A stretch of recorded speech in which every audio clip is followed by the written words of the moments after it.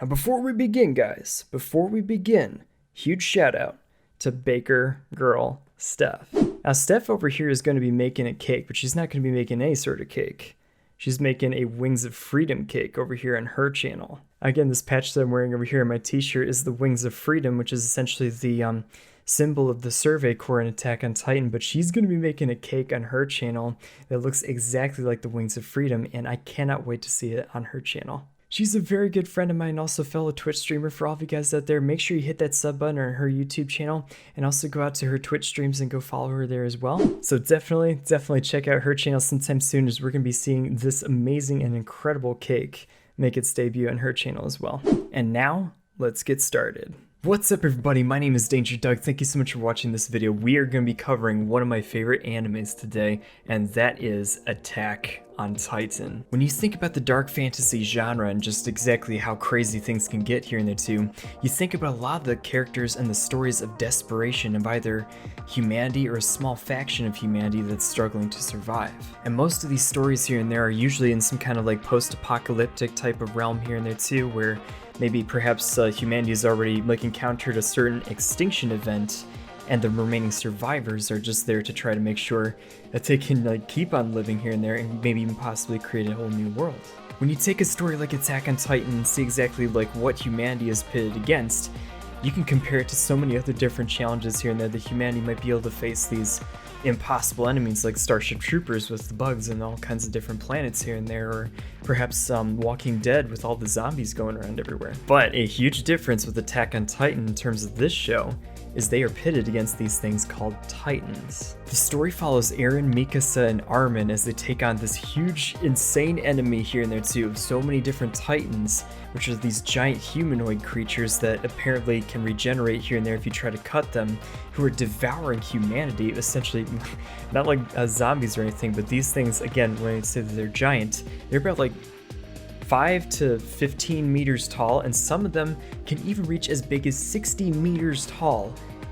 Insane. They start off living in this small little peaceful town that kind of juts out here and there too, among like this big huge walls that humanity has erected to make sure that none of the Titans can actually get to them, and so far so good for the most part, until a colossal Titan, one of the 60-meter Titans, decides to change their lives forever by destroying a big portion of the wall, allowing many of the other Titans to get inside the town. Eren and his friends enlist in the local military in order to retaliate against this seemingly ungodly, impossible enemy and to try to fight back.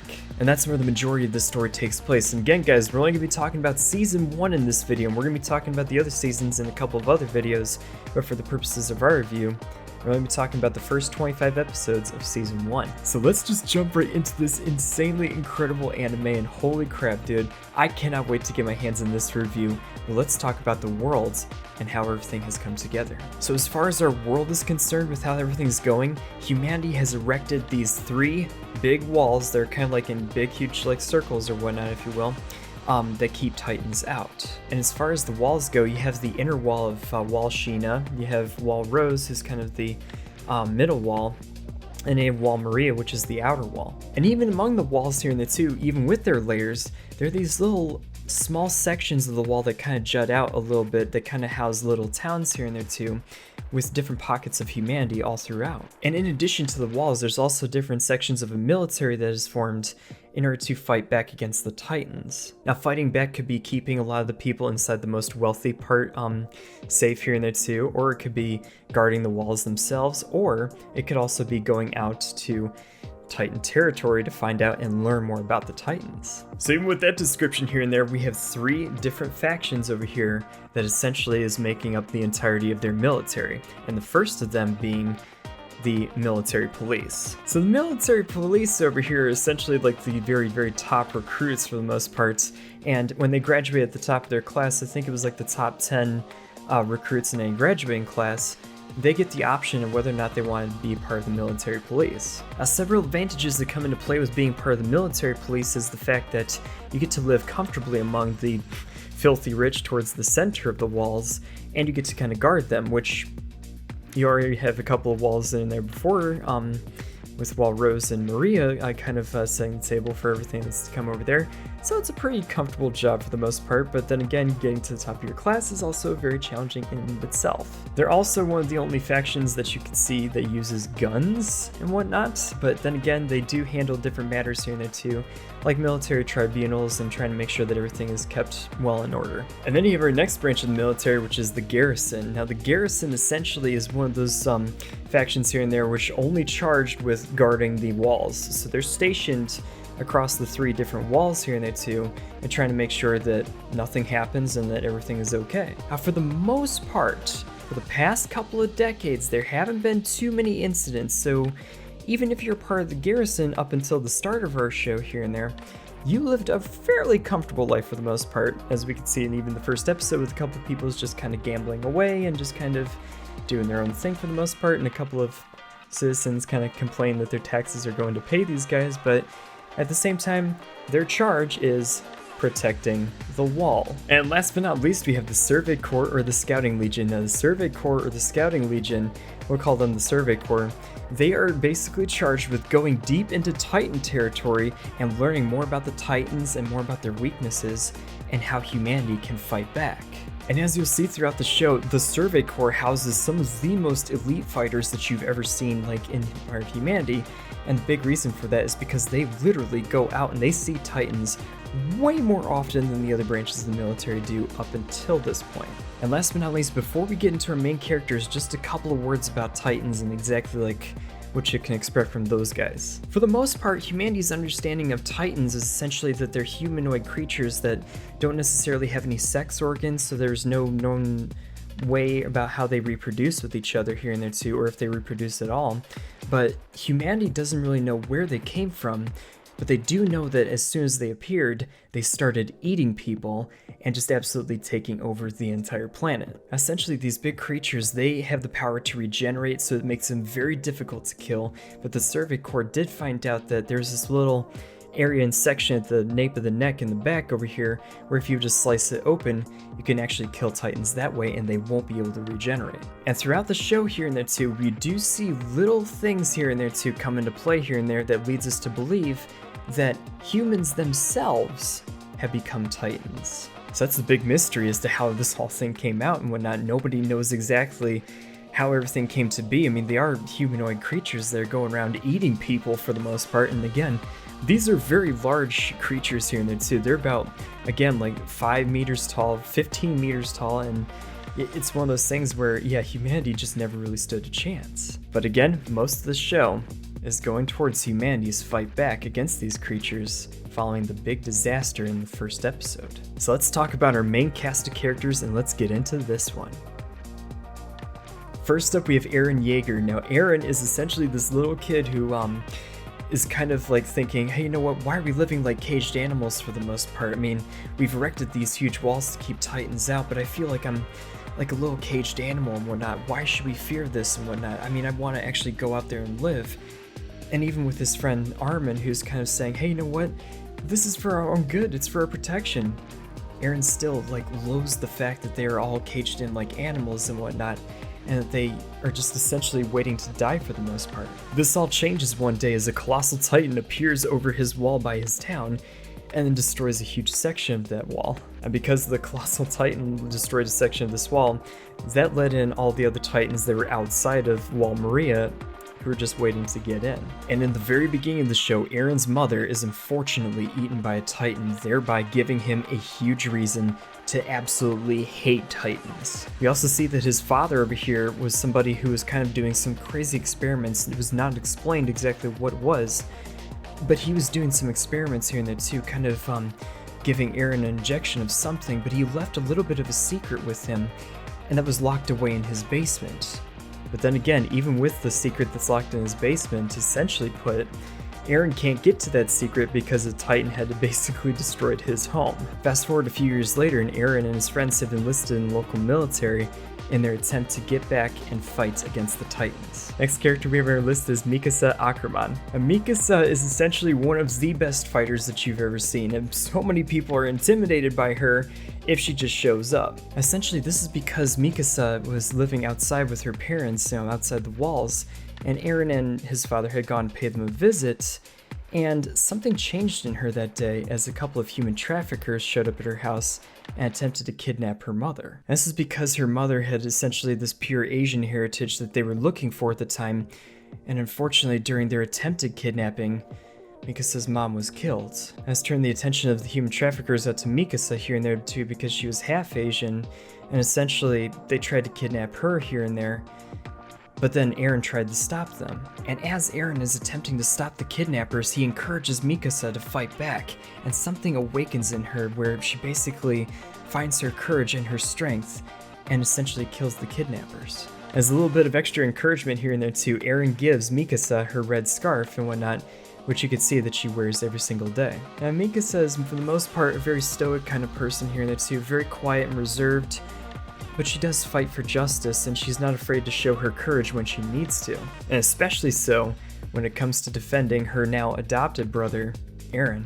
So the two of them live here and there with Eren's family for the most part, but they do have a third friend over here, which is Armin. This is a kid who's very well read. He's very good as a strategist for the most part, and although he's not the one to charge headfirst into a battle like crazy hot-headed Eren Yaeger is, he takes more of an approach where he basically tries to study things here and there beforehand and come up with the best strategy to defeating their enemy before they get involved in a fight. And he's seen at the beginning of the show here and there too with a lot of different gangs, like little kid gangs for the most part, beating him up, calling him names and whatnot, and Eren and Mikasa kind of coming out to bail him out in a couple of different issues here and there too.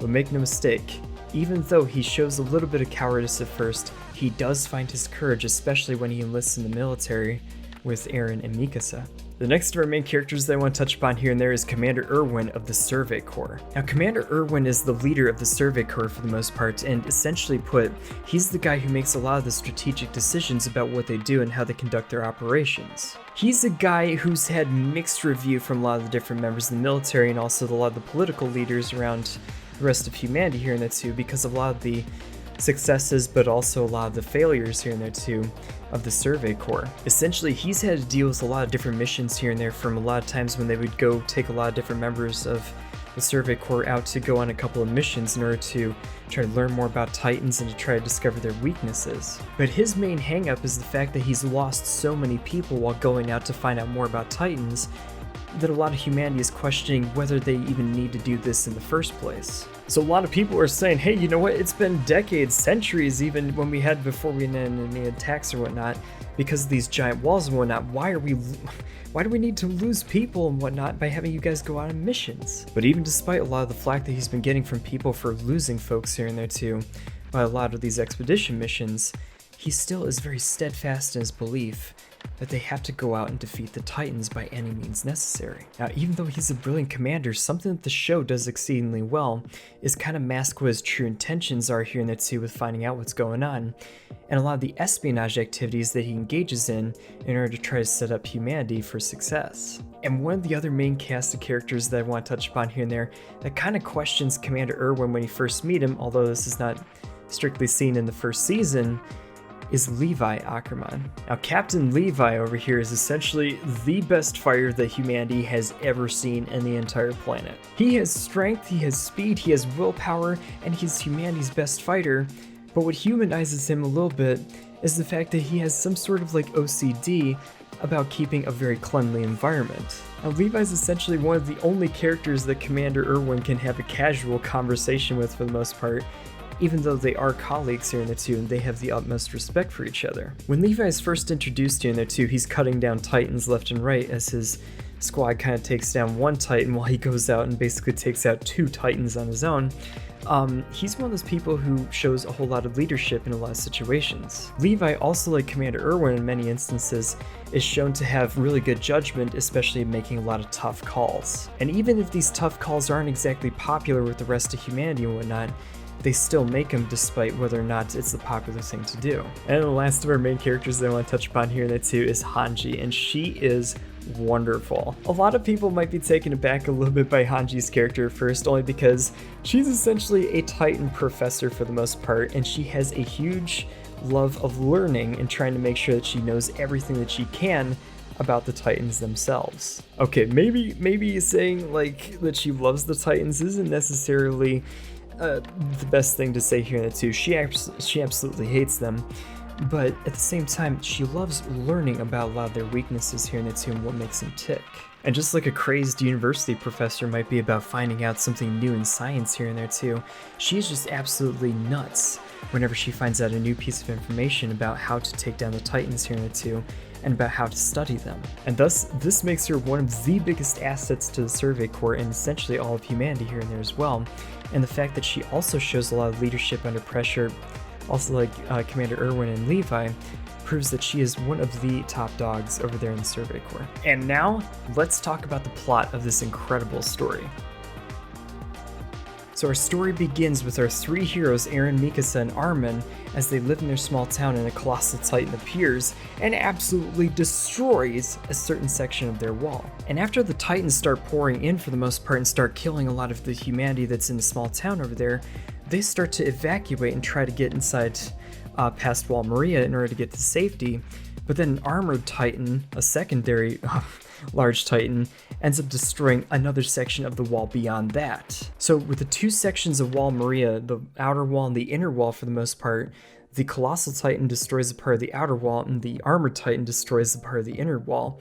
So it leaves the entirety of Wall Maria in that section open to humanity, and essentially the titans go out and they eat about 20% of humanity. And after 20% of the human population has been destroyed or eaten, including Eren's mom and his house destroyed, Eren and his friends enlist in the local military. And essentially the story continues with them doing military training and joining the Survey Corps here in the two.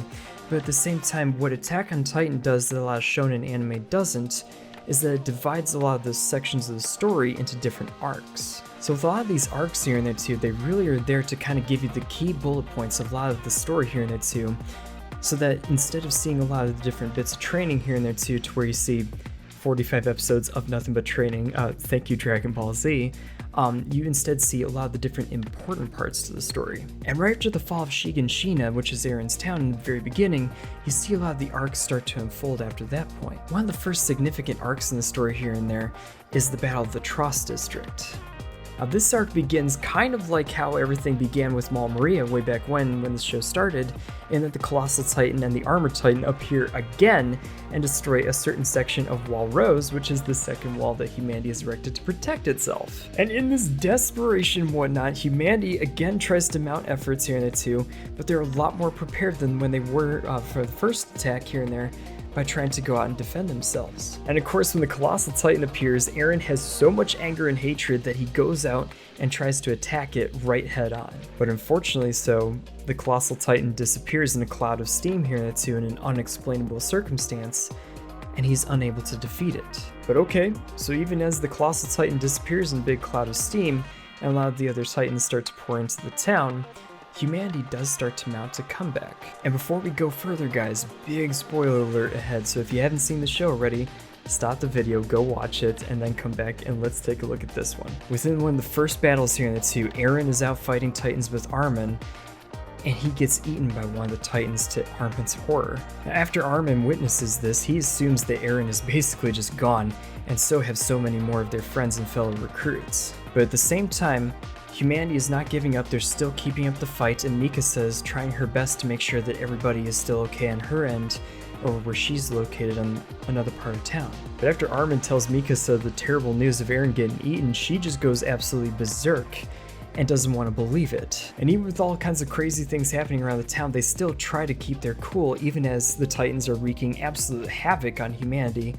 But at the same time, Armin comes up with a brilliant strategy to try to fight back. And when all hope is seen as lost here in the two, as the Titans keep pouring into the town and keep desecrating the population, there's this one mysterious Titan that appears before all of them. And this mysterious Titan is not the armored or colossal Titan, but he's another really large Titan about 15 meters tall. But what's unique about him is that instead of attacking humanity, this Titan goes after the other Titans. So as Armin, Mikasa, and Jean of the recruiting class see all this happen, they come up with a strategy in order to try to use this new Titan against all the new Titans. Essentially put, they're kind of able to reason with it in the sense that you can use it to go kill the other Titans, but for the hole that was formed by the Colossal Titan and the Armored Titan, and part of Wall Rose, they go out and try to use him in order to plug the hole by taking a big boulder and basically shoving it right there and stopping up the entire thing. And after insanely heroic battles by the part of humanity, they finally turn the tide against the other Titans, but then we find out that this mysterious Titan was none other than Eren Yaeger. And as he is ejected from his Titan for the most part, essentially the rest of humanity takes a look at Eren and they don't trust him anymore at all. They bring him forth in front of a huge tribunal. The members of the Survey Court, as curious as they are also there too. So you see Commander Erwin, Captain Levi, and Captain Hanji over there too. And they have absolutely no idea what to make of this, but at the same time, they do take him under their wing. And same thing with the 101st Training Division arc for the most part that happens after the Battle of Trost, in that a lot of the different members of the recruiting class here and there go off to their different respective military branches. Eren, Mikasa, and Armin end up joining the Survey Corps for the most part, and they continue their adventure over there too. And essentially during Eren's trial in front of everybody else too, it's decided here and there too that Captain Levi would be responsible for him, in that if Eren does turn against humanity, that Levi would be the one who's the most capable in order to kill him right in the spot. And the final arc of the series here in the two is essentially them finding out that Dr. Yaeger, Eren's father, was keeping a secret inside his home for the most part that might turn the tide against the Battle of the Titans, so they go out in order to try to take back Wall Maria. So essentially the expedition over there, the whole mission here and there is to go out and actually seek out the whatever it was they was hiding in the basement and what have you. And essentially, as they're going on this mission here in the two, Eren, Mikasa, and Armin have received some other extensive training here in the two from the Survey Corps, but they also encounter another mysterious Titan out there while they're on their expedition. This mysterious Titan has a female form for the most part and seems to be intelligent. You could tell that she has been extremely trained here and there in hand-to-hand combat, in that the fact that she is swatting a lot of the different members of the Survey Corps left and right and basically killing them instead of being like kind of a brain-dead, mindless, swinging and devouring Titan for the most part. She is using targeted attacks against a lot of the different members of the Survey Corps. But what makes her even more of a threat to the Survey Corps and the rest of humanity that wants to fight back is the fact that she can harden several parts of her skin in order to make sure that she develops some kind of defense and armor against a lot of their weapons. So that makes her extremely hard to kill, and she's on a rampage and essentially is out to try to capture Eren of all peoples. And do what with him? We have absolutely no idea. I won't spoil the ending for you for the most part here in the two, but at the same time, we do see a very desperate attempt here in the two to capture Eren by the female Titan, but we also see humanity try to fight back here in there too. But we also see, on top of all that, some other espionage going on. Something else is going on with the Wallists here in there too, who are this group of religious folk here in there too that worship the Wall, but also a lot of peoples here in there too from the rest of humanity in different pockets here in there too inside Wall Sheena, who are trying to pull the strings from the Survey Corps here in there too, and something else that's going on for the most part. Again, won't spoil the ending for you, but it does get really, really good. And now let's briefly touch upon the production quality and the soundtrack of this anime. So for the production quality, the manga itself here and there by Hajime Isayama was written absolutely beautifully and done with so many good art renderings and whatnot, but it still stayed true to form even when translated here and there into the anime. And when you have Wit Studios employing Tetsuro Araki, who's essentially the Death Note director, you know that this anime is going to be absolutely stunning. The mood is conveyed very well here in the two, and all the fight sequences, which are a huge highlight of the entire thing. And even with a lot of the internal battles that a lot of the characters are going through inside themselves, you see that, again, Tetsuro, for the most part, he does an insanely good job and did a great job with Death Note, but he translated that very well to the internal battles of the characters of Attack on Titan. Again, as the characters are thinking about their past and about their place and about the horrors of their current state of affairs and even their future for the most part, one thing that Attack on Titan does very well in terms of its production quality is the fact that it conveys that feeling here and there too. And we as audience members are essentially put inside the characters' minds so that we know exactly what they're thinking at any given moment. And again, this anime is extremely brutal. It's bloody, it's crazy, it's very, very terrifying and whatnot. but at the same time, it's done exceedingly well. You get a lot of that psychological horror that's a big part of it that was also part of the manga, but that translated extremely well to the show over here in the anime, and left us with something that was absolutely incredible to watch. Now again, the battle sequences are a huge draw to the show for the most part, but they're bolstered even more so by an amazing soundtrack as well. This soundtrack brings in so many different orchestral arrangements here in the two, with different choir sequences, but it's essentially designed here in the two to give you like hope, or give you a sense of dread, or some sort of like different kind of feeling here in the two for despair for the characters for the most part.